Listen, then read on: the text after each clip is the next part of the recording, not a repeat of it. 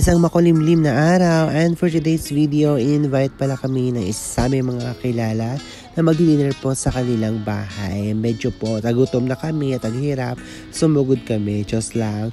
Nga pala, hindi pala kompleto ang aming gang ngayon kasi iba naming mga kasama ay may duty at hindi sila available. At yung sa kasama ko ay naghintay na lang siya, nagkaka-out lang niya sa work. Bakit naka-slow motion? Ano nangyari to sa camera ko? At ipapakita ko lang sa inyo mga be, springtime na pala dito sa Salimania, Kurdistan. O diba, makulimlim na talaga yung kapaligiran. Pero susugod pa rin kami. Kahit bumaha pa yan, basta pagkainan ang pupuntahan, Gora. Alam, flex ko na lang pa yung pagtatrabaho naming hospital at saka yung mga bundok. Char, diba? Sobrang green, napaka ano. So, unang attempt namin sumakay ng taxi, binirat namin yung taxi at dahil medyo malayo-layo yung ipupunta namin, hindi siya pumayag. Pero sa pangalawang taxi, sinabi ni madam na hindi na daw kasi baka maulan kami sa daan dahil sa kabaratan namin. Saka napapansin nyo na may mga bag na madala yung mga kasama namin. Plastic talaga yung dala niyan. Char, para sa Sharon. O diba, hindi talaga maano yung handaan kapag walang Sharon.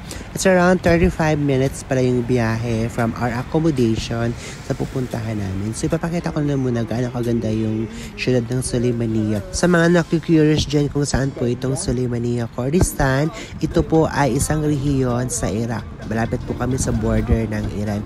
Tahimik po dito guys at maganda po yung syudad. At sa mga gustong magtrabaho dito sa Kurdistan, huwag po kayong matakot dahil po napaka-safe po dito at napakasaya. Bali po nauna na po yung isang kasama namin kasi tumulong siya sa pag-barbecue at paghahanda ng mga pagkain.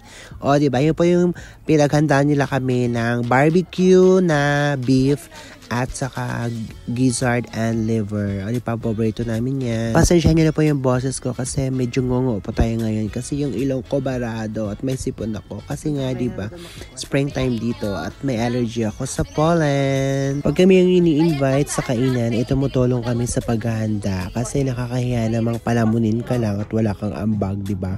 Kahit papaano. At syempre, pag nagkakatipon-tipon ng mga Filipino, hindi talaga mawawala ang karaoke. Diba? Kasi kapag may party, diba, yung videoke talaga yung nagpapasaya. Dahil pauwi na kami, so it means Sharon time. Hindi talaga mawawala ang Sharon sa handaan.